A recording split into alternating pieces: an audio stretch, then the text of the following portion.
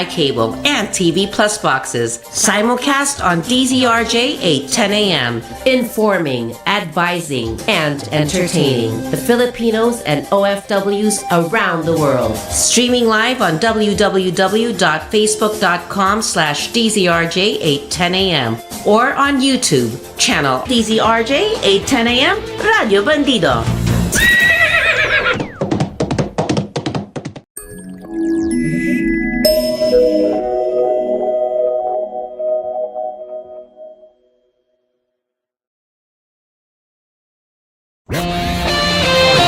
The views and comments of the hosts and guests are not necessarily those of the station. This is Francis de Guzman on Good News Filipinas, where we have our discussions of the day and the issues that involve advocacies of life and truth. They matter. Airing on DZRJ 8:10 a.m. Radio Bandido TV. Good News Filipinas. Watch and listen to Good News Pilipinas, Thursdays, 12 p.m. to 1 p.m. Airing on Sky Cable Channel 224 and on all DTT boxes. Simulcasting online on Facebook and YouTube. Listen and watch on your mobile devices. Just search DZRJ Radio Bandido.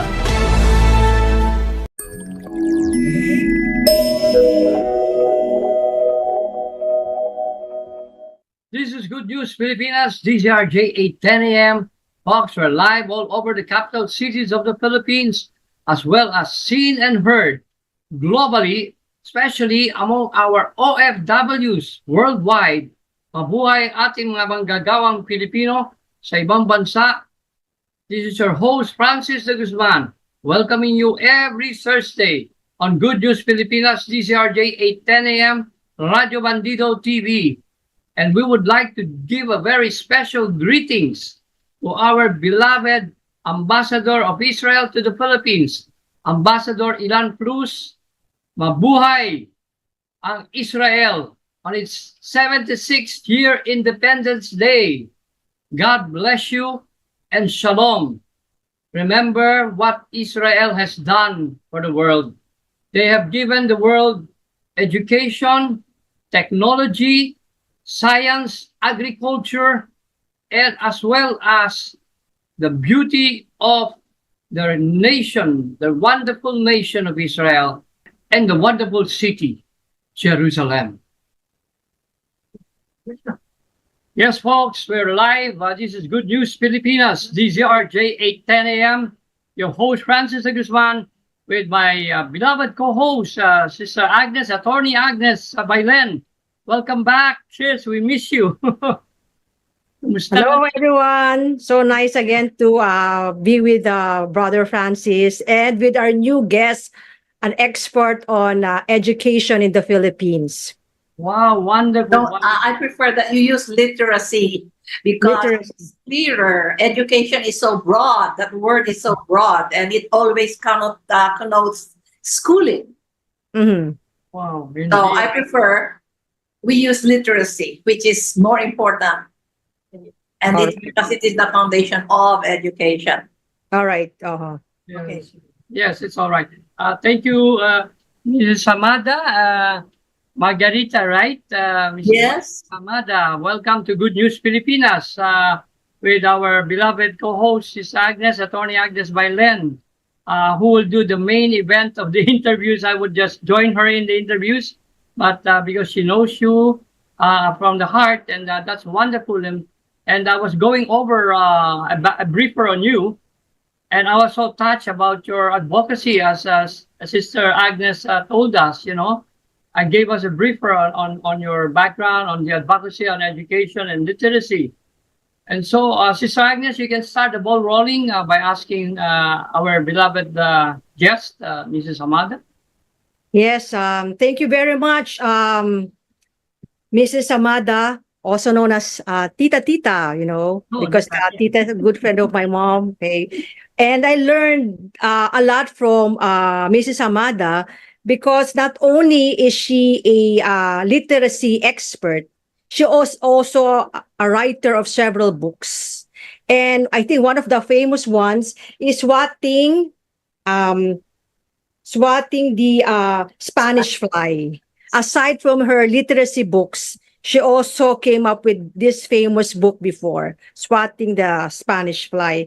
Basically, it's all about Jose Rizal, but that will be for another discussion when we are able to invite again Mrs. Hamada for another topic. But for now, we'll be focusing on education because it's May now. And of course, we would like to greet Mrs. Hamada, Happy Mother's Day. Yes, Thank happy you. Mother's Day, ma'am. Thank you.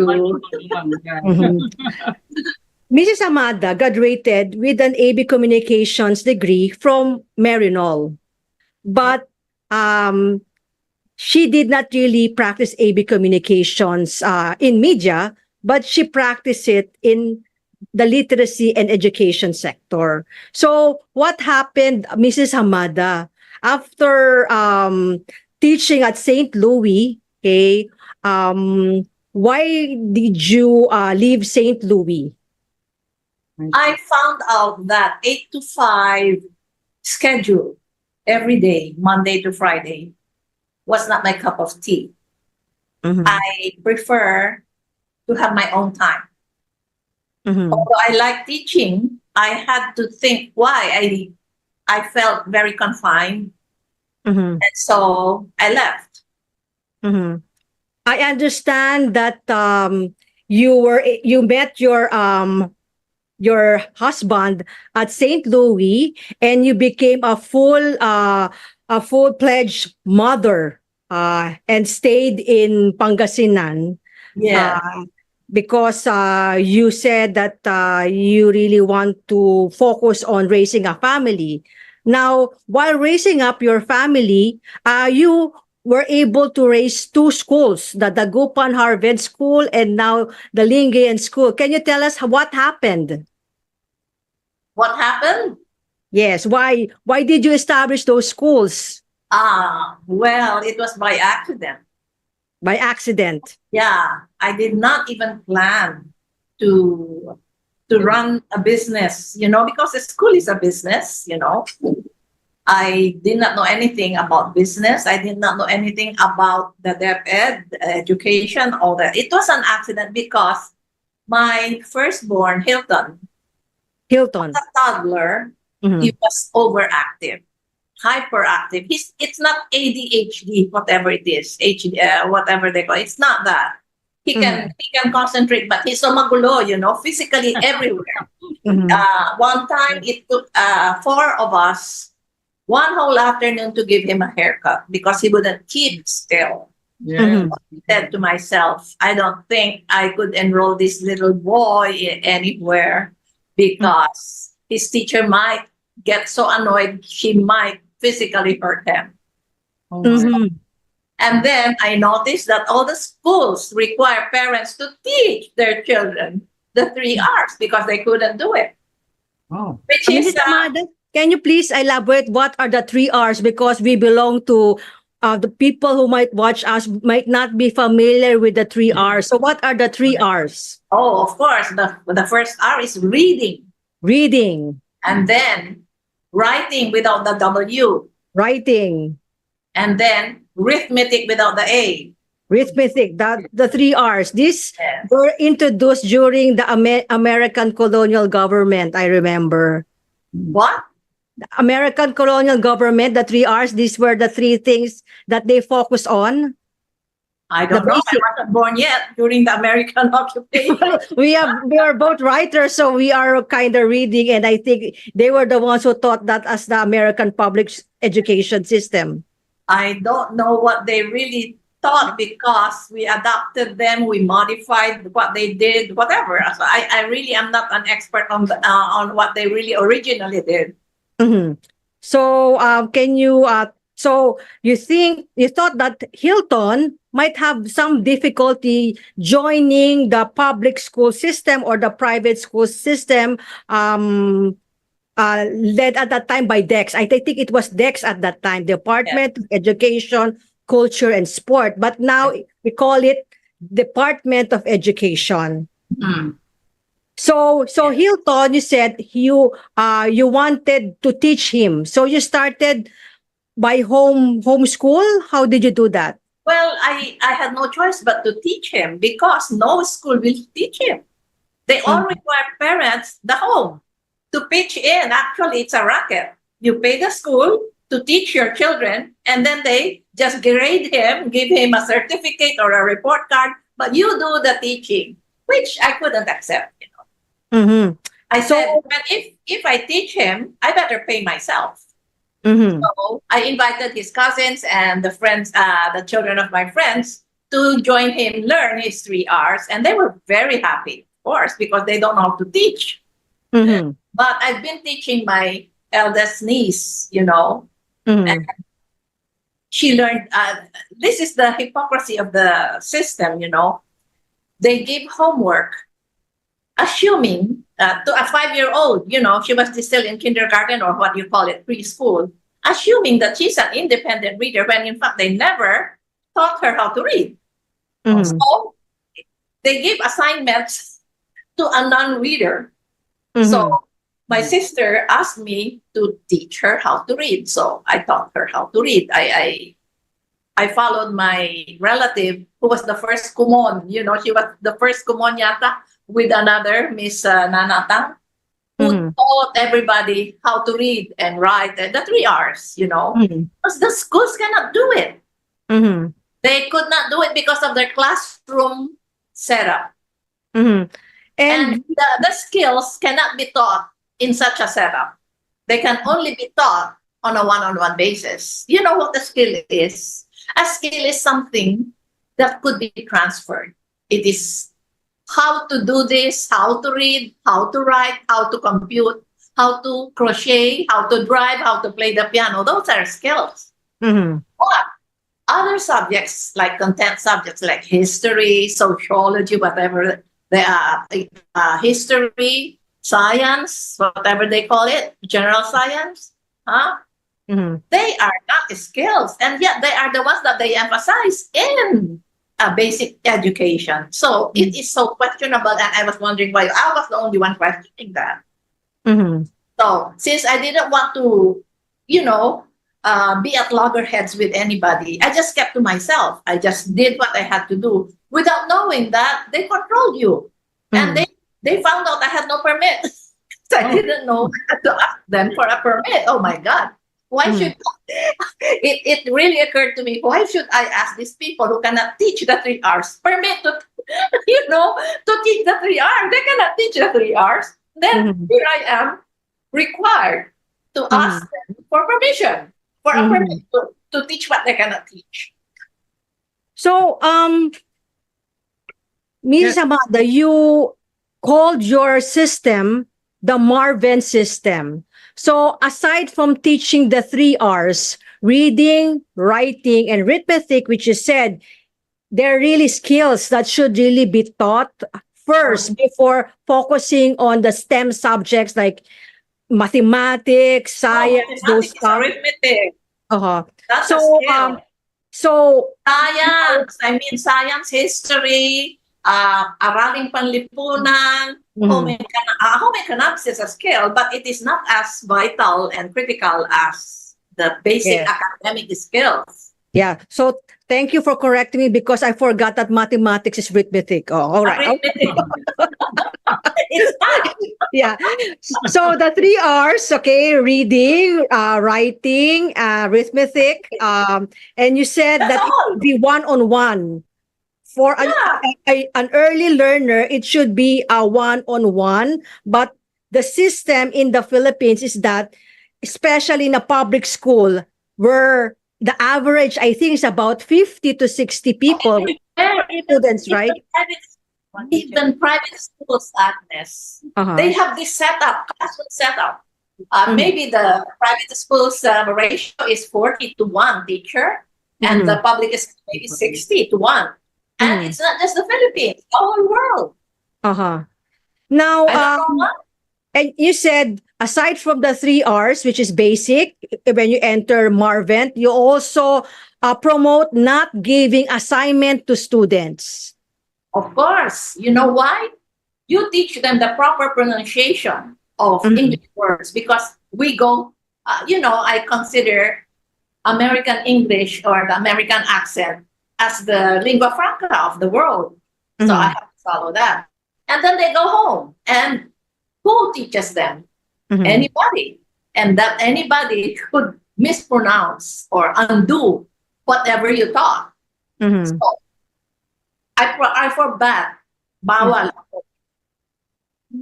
The Philippines used to be one of the top countries, especially in literacy.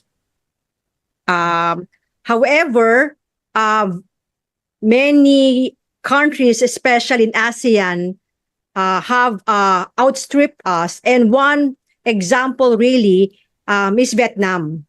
And they say that it's not only because of their educational system, but because of the way the system is being conducted, where investment really is given to education. That's why Vietnam outstrips all others as far as economic development is concerned now. I have another explanation for why we are not the last in literacy, in reading, in the 3 R's. My explanation is because of our economic downfall, mahirap na ang buhay, and nobody in the house, nobody among the family can afford to stay home. They all have to go out and work. So the poor kid has no tutor. That's why all tutorial centers have mushroomed, because there is no one at home. Especially the parents have to go abroad. Imagine that. So who will teach the children? Because before, there was somebody, an aunt, a grandma, a grandpa, a cousin, who is there to teach the basic R, the 3 R's now. Because of the economy, they all left the house for, to get some work. So nobody will teach the 3 R's. So, and the school, I told you, cannot teach the 3 R's under that classroom setup, because only the ones in the front row, and only the ones who are not sleepy, only the ones who are not hungry can really concentrate on what the teacher is saying. But if you do it on a one-on-one basis, you will really transfer the skill very effectively. Prior to the 1987 Constitution, the Philippine education system in the 1960s was considered one of the most developed in Asia. It had one of the highest rates of adult literacy, basic education, secondary education, and higher education participation levels in Asia. Yeah, At that time, because the Philippines, somebody in the house gave them the foundation. But when the economy became very critical, nobody could give them the foundation anymore. So what the school did was just promote them, and they made them graduate without the 3 R's, without any foundation. That is my explanation.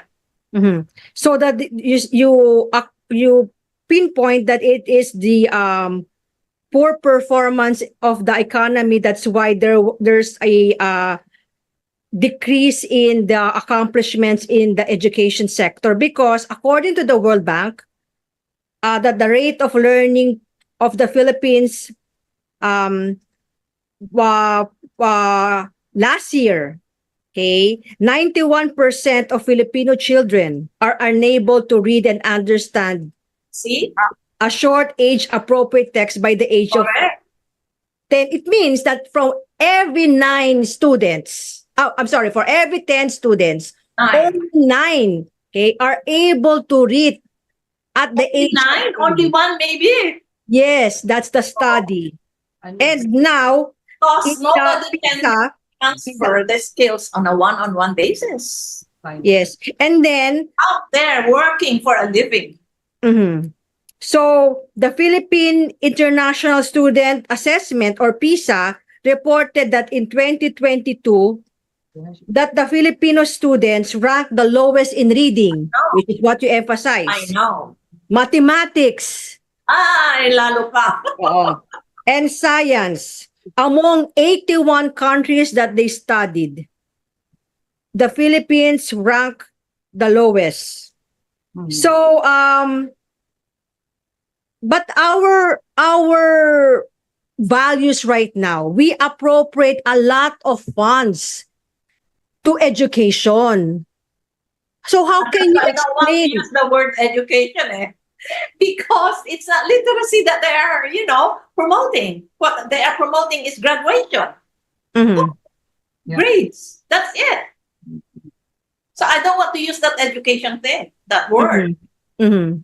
I really promote literacy because that is the most important, that is paramount before you can get an education.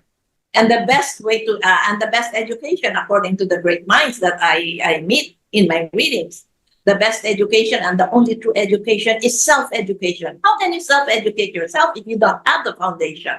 You cannot read, you cannot compute, you cannot write. Mhm. And nobody in the house is there. They're all working. Mhm. See, during my time, before I was grade 1, I could read already because my aunties, I have 2 aunties, taught me how to read. But of course, what they taught me was the Katon, not the American accent one, not the American English. It's like Spanish thing, like short. All the vowels are short, and all vowels are, pronounced. Unlike the American English, only the accented vowel is pronounced.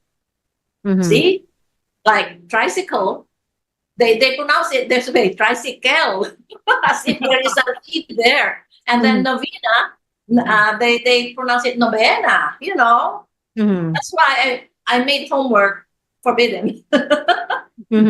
So no homework, focusing on the 3 R's, and American accent. yeah, with an American accent, and you really need somebody at home who will really guide the pupil, so that pupil will be able to have an independent You will become an independent reader. Yes. And they say also the lack of books. With a one-on-one, mentoring, he will become an independent reader, and depende if they use the Katon or if they use what I use, my own phonics system. The American Merriam-Webster based pronunciation. But right now, we just have to face the reality that because of the economic situation of the Philippines, a lot of families don't have the parents at home, either or even both. That's why the pupil. So how can we address the problem? Can we do the Marvin system wherein That you? is exactly what I wanted to do on my 3rd year of operation. I already saw that system is what we need. If, and it's a big if, Agnes, if we really want our children to be literate. What I suspect is they want us not to be so smart, not so literate, not to be literate so we couldn't educate ourselves and we cannot figure out what they are doing. Us to bring down the economy further down. So that's a big if.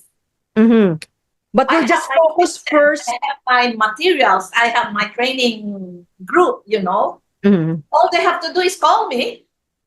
I am available. But that is if their goal is really to give literacy to our youth and to our elderly who cannot read. There are so many adults here. They cannot read, they cannot compute. There is now a move to amend the Constitution because in our Constitution, the highest budgetary appropriation should be given to education. Now, we mentioned that prior to the 1987 Constitution, especially in the 1960s, we were really performing, one of the top As performing. I said, state. there were people yet in the house. Mhm. Our economy could support them to stay in the house to tutor the children. Okay, But so what? after So after the 60s, 70s, our economy plummeted already. So education, revealed that, showed that. mhm. Now, who should be paying for the education of the children? Should it be the state, or should it be the parents or somebody close to the child? Who should pay? Yes. It should be the state, the government. But since I don't want to touch on government things, I would say there are many private foundations Mhm. who are looking for advocacies to spend on Mhm. for tax deduction or for charitable purposes. Mhm. Maybe we can tap them. Mhm. I remember in our talk you mentioned that the age of 5 is the most crucial in the life of a student. It's the most absorbent age, not 5, 0 to 6. 0 to 6. Yeah, the most absorbent stage when the brain is so absorbent. Mhm. So we have to, pounce on that, Mhm. have to make use of that knowledge. And that's what I did. I have 3-year-old enrollees noon, and they graduated from my grade school department at the age of 9 and 10. Mhm.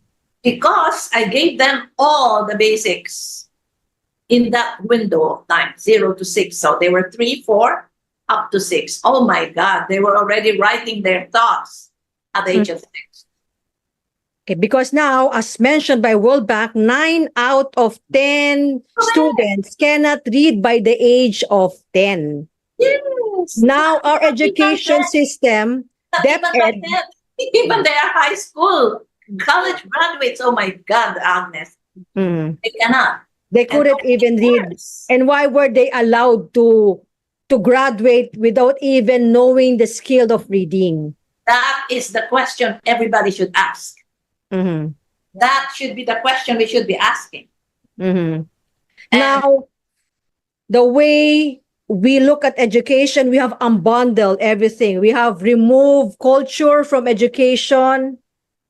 We have removed science from education, and it's no, just they are plain. emphasizing science Yeah, over but DepEd, over the 3 R's. but before, because I'm looking at it from the budgetary perspective, before, education, culture, and science all belong to DEX.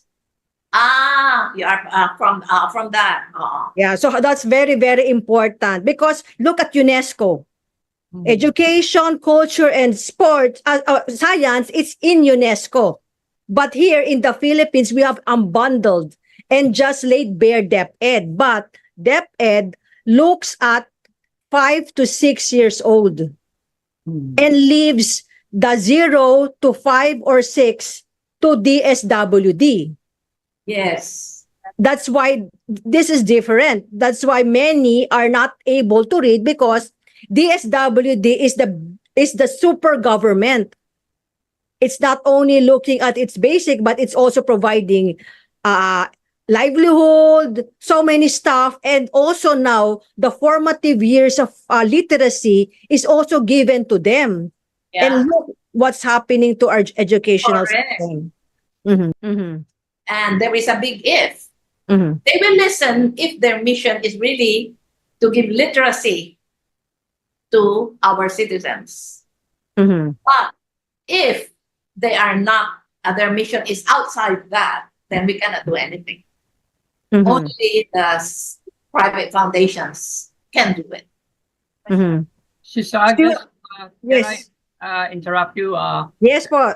That came Father in Francis, you have. for Mrs. Hamada, since we are in the age of computers, and AIs, will the digital age help little children in their educational, formation, especially now after that during the pandemic, the 2 years and a half really was a devastation for them. I saw it. I saw it with my grandchildren. And what would be the best solution to this problem right now, ma'am? Solution to the problem that created by AI and the digital things? Yes, as a teacher, as an educator, what We can should not yet, use those gadgets while we are still, giving literacy to the young or to those who cannot read. There are books that are better. Digital things, there are so many contents there that you cannot control. Mhm. Very right. And you cannot really sit beside your child while he is doing while he is watching or using his gadget. And according to a video clip that I saw, Mhm. they become very rude, the children with gadgets. They become very rude. They demand instant things because, of course, the gadgets are instantaneous. Just one click, Yeah. you have this. One click, you get this. One click, it's all one click. They become very rude, and you know what? They are very violent. They become very violent. Very. One parent was complaining from Alaminos. He said that his child, 11 years old, I think, he was just asking his child to wash his dishes after he eats. The child slashed his wrists Oh my in goodness! protest. Wow. And I have a nephew whose little boy just got angry. I don't know why he wanted he wanted face to face or whatever. And the very expensive laptop that he was using, he got it and My goodness. stepped on it and really broke it. Mhm. They are violent, they are rude, and they are, I don't know. Mhm. Iba. And the AI is very dangerous. Mhm. Yeah. Mhm. Very, very dangerous. Yeah. So as we are really celebrating Mother's Day, um how can we tap mothers really in improving the literacy program of our country? Well, I'm one mother who started to change the status quo, and I succeeded. And I helped 11 towns, mothers from 11 towns, now 13 towns, I think, by Good. giving literacy to their children without them bothering about hiring a tutor, and without them bothering about their kids when they're abroad. So many of them are abroad working there. Mhm.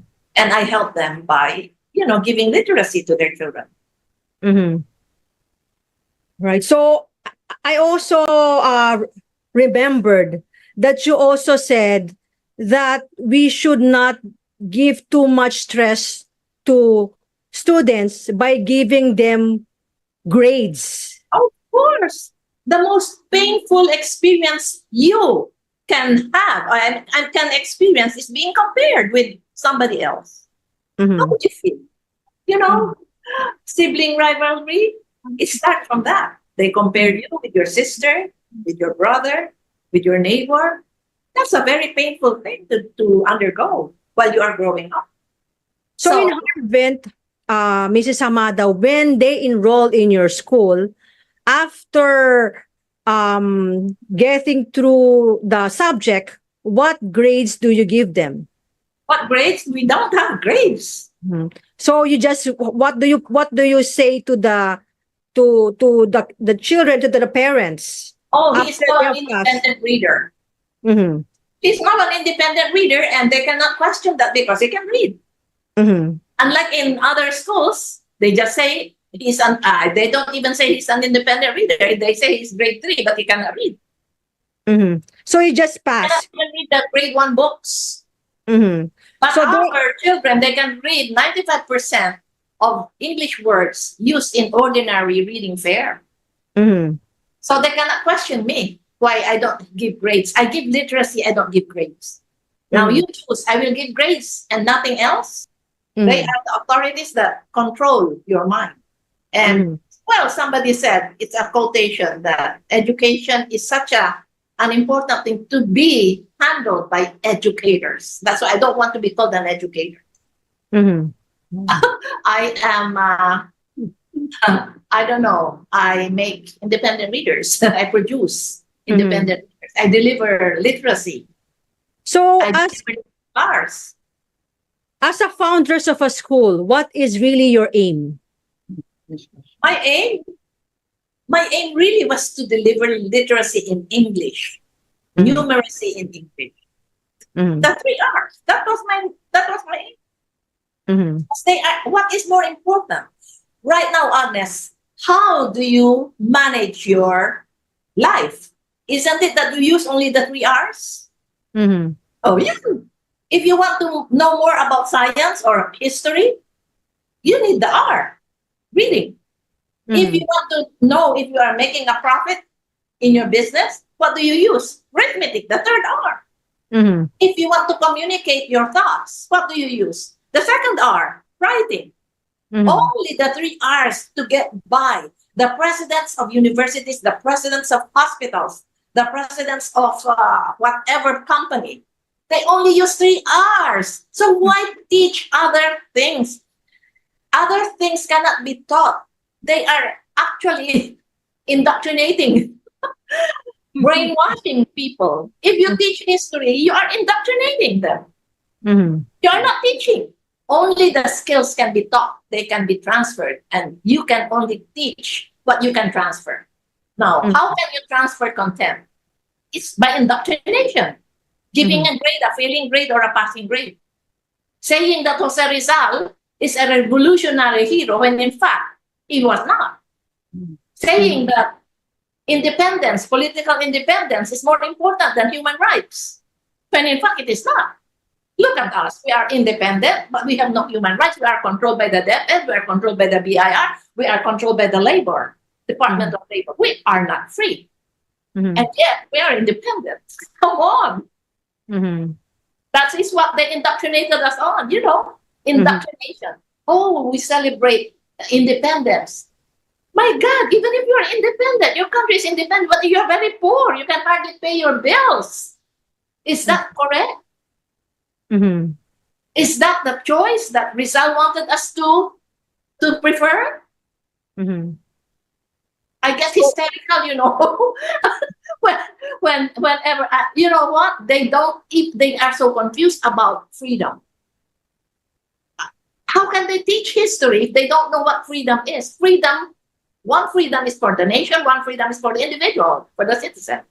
And the freedom of the citizen is more valuable than the freedom of the nation. Because you can only get the freedom for the nation by being a criminal. You know, you will kill by blood, you know.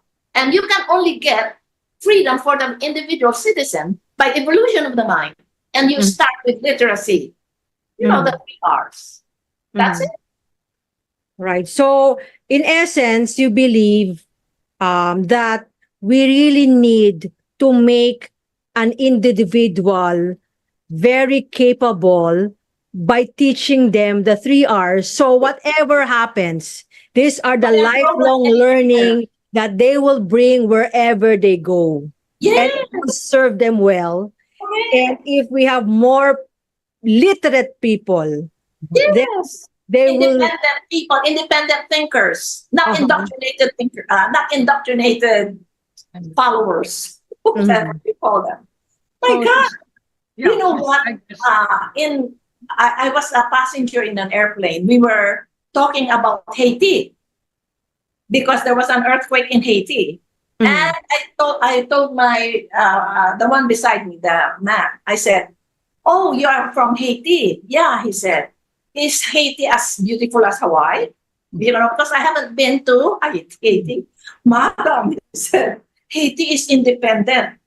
Hawaii is American. You know, see, it's not independent, but it is so prosperous and more beautiful than Haiti. And, you know, in India, when I was there for, you know, Panchakarma, all these things about the Ayurvedic thing, you know, I happened to be talking to somebody from Reunion Island, which is part of France. They are not independent.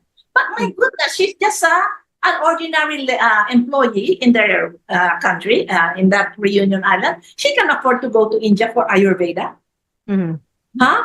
And she said, oh yeah, we are not independent. We are part of France. And you know what? Our children, they have free tuition fee. They have free erasers, free notebooks, free books, free pencils, all those things. But Mauritius, it is independent and they're so poor, he said. See?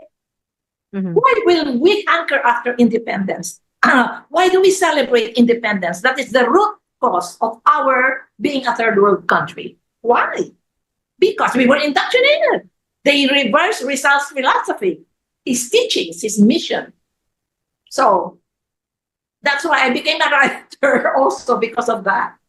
Because I read. I did not understand anything that I learned. I went to the best schools. I'm not criticizing Mary, no. It is the system kasi. Our professor was taught and indoctrinated that this is it. Our independence is so precious. Oh, of course not. So it's a good thing really for your generation, Mrs. Amada, that aside from the education that you get from schools, either public or private, when you go home, there is somebody there who really loves you and who will really go the extra mile to ensure that you are really capable, okay, to survive by making sure that you can truly read, that you can truly add, and that you can really convey your thoughts by writing them out. Yes. I wrote several books on Jose Rizal, about 2 books, and about history, about education, the school mistakes and myths. All because I read. All because I read. So, Brother Francis, do you have any questions? I have a question here that came in, from my mother also. Mrs. Hamada, you are suggesting that we should get back to the basics, right?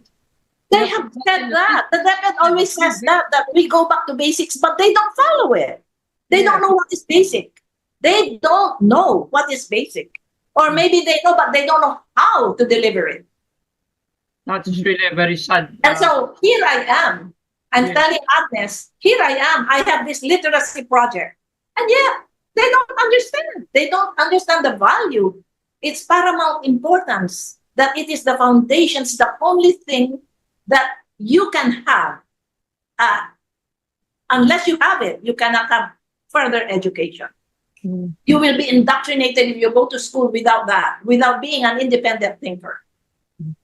I remember when I was working in the budget agency, every time that the DepEd comes for deliberation of their budget, they will always talk about how many school buildings, how many rooms, how many teachers should be hired, okay, how much we should promote the STEM subjects. But as we are being encouraged by our guest speaker right now, we just need the basics. You don't need to spend a lot of money on those things, because what's really very important really are the basics. Correct. May I tell you a story about an African boy? He could not afford to go to high school, but he had sufficient English to understand physics, the book on physics, and electricity, And there was a famine in their land and everybody was dying. And he was able to understand how to make something that will make the water flow to the fields from physics, that book on physics, that he understood only with sufficient English and with math. And he said his little town, or I don't know, a town or province, that his name is William 𝗚𝗀𝗶𝗶, the boy who harnessed the wind. It was such a good thing that he was not allowed to go to high school because he could not afford the tuition fee. So he went to the library and read up on what he was interested in, physics and electricity. And he was able to make a windmill, I think, whatever that was, that transported the well water to the fields. So they were able to solve the famine they were able to beat it. Mhm. Yeah. I And think somebody, si Nick Joaquin, had to drop out of school because he said, I want to be a writer, and this education, this is formal schooling I'm having, is not leading me to that. So he dropped out and he became one of our best writers, Nick Joaquin. Yeah. Mhm. And me too. I said, I lament the years I spent in formal schools. Mhm. Instead of reading, I was there, Mhm. complying with all their control, Mhm. you know, with all the authority, whatever they were trying to impose. Mhm. And my father complained that although I graduated at the top of my class, I became very ordinary, he said. You no longer are so original. Mhm. That's what he said when I graduated. So we really need to And what to maintain really the originality Wow. and the genius in each and every one, because they said yes. that and you can have a there different was a shape from study every conducted. I was They able need to to read. uniform that I don't like about them. You know? They have this directive that you should only hire BSE Ed teachers, graduates. Mhm. How could you do that? How could they say that when in fact the ones teaching the 3 hours at home, they don't even check if they are BSE Ed degree holders? How come? Mhm. Diba? They require the house, the home, to teach the 3 hours, but they do not ask you what degree you have.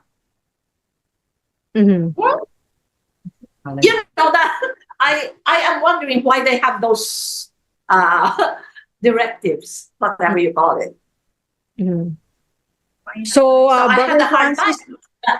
Mm. because the teachers, the degree holders that they want, they don't measure up to the standard I demand. Their Mhm. English is really very funny Mhm. and really very dismaying.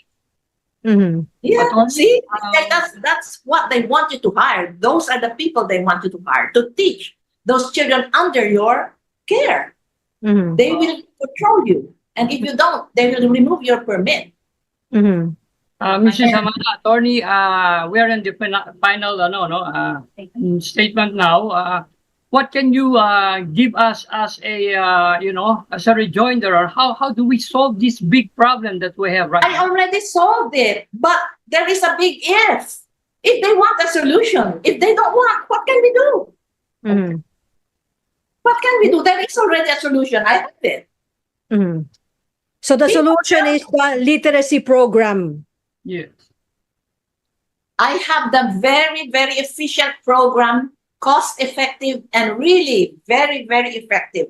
As informing Brother Francis, Mrs. Hamada, about the books, the literacy books that you are now updating. Yeah. They're not books, they're skill books. These skill books. Always skill. Okay, it's all about That's skill. the only, those are the only things you can teach, skills. That's why she wants to emphasize the word skill, because these are things that you can transfer from one generation to the next. One-on-one basis. You And a cannot, one-on-one basis. yeah, you cannot teach how to drive by lecturing a class. Yeah. You have to have a car. You have to have one pupil. You have to have one teacher Mhm. for every skill. If you want to teach crochet, one teacher, one pupil with one skein of thread and a hook. That's it. Then you can transfer the skill of how to crochet. Thank you so much, Mrs. Hamada, for such a wonderful advice, and with our attorney Agnes here with us, and Yeah, if I can make you rethink, if I can Yes. make you think and rethink and question people, question things, well, I'm happy. I would have not wasted my time. Wonderful indeed. So we really have an original thinker in Mrs. Hamada, and she really wants to ensure that each and every student that passes through her school, Harvent, will be able really to learn the 3 Rs and be independent readers, so they can pursue whatever they want. And independent thinkers. Oh, Maraming salamat. Thank you so much. okay, bye-bye. Bye-bye pa. Nice meeting you, Brother Francis. Thank you for Thank you. inviting me. Thank you. Okay, Mabuhay. right. Thank you very much. Okay, bye-bye, Agnes. So parang ang emphasis niya kasi, it's not really education, if I got it correctly. Yes, tama It's ka. really literacy talaga. Kasi dun siya Let sumiyo. us not put so much pressure, especially now that we're not performing very well economically. We cannot really afford those so many subjects. We just have to go to the basics. Tama. And from there, we focus our resources and ensure that the youth, okay, are able really to understand so that they can be independent and able to live a happy life, because at the end, that's the purpose really of each and every one of us. We want to live a happy life, and the state is an instrument, okay, for us to develop. If we really put emphasis on the individual instead of the individuals being there for the state, I think that is something unique in the Philippines, because we emphasize really the development of the individual compared to our other countries in our region, where the emphasis really is subsuming the individual for the state. With our beloved Vice President and Department of Education Secretary Zara Zimmerman Duterte, now that she is on the front line on the educational problems of the nation, no, which she inherited actually from the past generations, no, of people who were handling, as you mentioned, dati ano siya, hindi pa siya DepEd noon dati DEC siya. Tama kayo eh. So, Yeah. anong challenge ngayon na malaking challenge sa atin, being an educator yourself, attorney, and you're now teaching in the university, anong malaking challenge na nakikita nyo, attorney? I think the big challenge really is really to find out talaga ano ba talaga yung competence ng isang tao. Because you cannot force a person to be something na hindi talaga niya forte. I remember when I was still studying, 'di ba? Fina-find out ano ba talagang talent. Especially kung parent ka, 'di ba? Ang tendency mo talaga is you let the child grow, but ultimately you're there to guide kung ano ba talaga yung talent na binigay sa kanya. And I think of course we really would like to commend our Vice President really for leading talaga the Department of Education. But I think in the first place, she didn't really aspire to be Education Secretary. Yes. Okay, very technical kasi ang education, di ba? You have to have this bent talaga for the academic life. And if you look at her experience, hindi naman talaga siya academic eh. She's really more of an action person. She's a lawyer. And then all of a sudden, she was given this mandate. I remember I was listening to her. She really wanted peace and security, probably because that's that's what her father focused when the father was the president. So she thought that she could really do something about peace and order, and she asked for the defense, right? Because that was the one emphasized by the father. Unfortunately, that portfolio, okay, the defense portfolio was not given to her. And what was given to her really was education. Okay, so I think kailangan siguro that should be looked into. Unfortunately, the one heading, they're not competent to do that. So we're paying them big salaries to head a particular agency. Unfortunately, they cannot deliver. So what do? They get somebody to hire. So we're paying more than one person. But if we get somebody who really is trained to do that, loves what he or she is doing, then that person can help the administration, the president deliver because the president is only given 6 years to Yeah. deliver what he promised. Unfortunately, you have to look into yourself. Ano ba talaga ang purpose mo talaga? Do you really want to serve the people? Mhm. Or you're just there to advance your own interests? You have forgotten your mandate. So, ayun ang agam-agam na kailangang pag-isipan. Because we know naman throughout history na wala talagang tumatanggal sa kapangyarihan. May mga tao who are able to last until the end of their term. Sometimes maganda yung performance, sometimes palpak yung performance.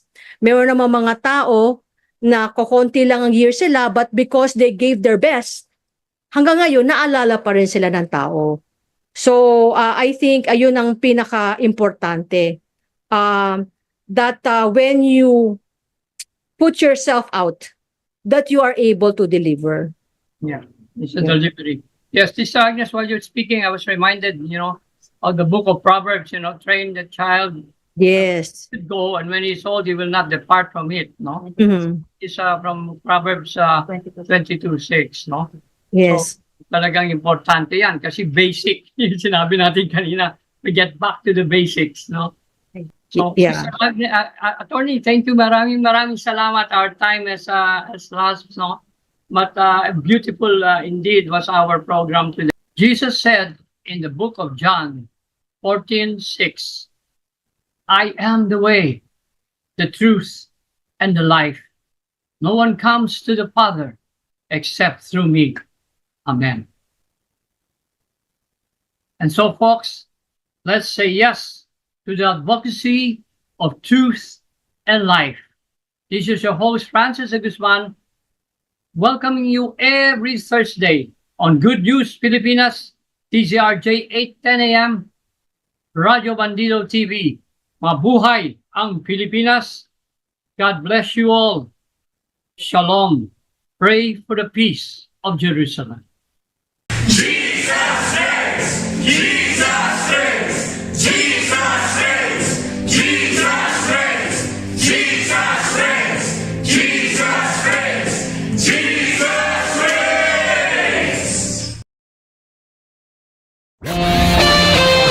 The views and comments of the hosts and guests are not necessarily those of the station.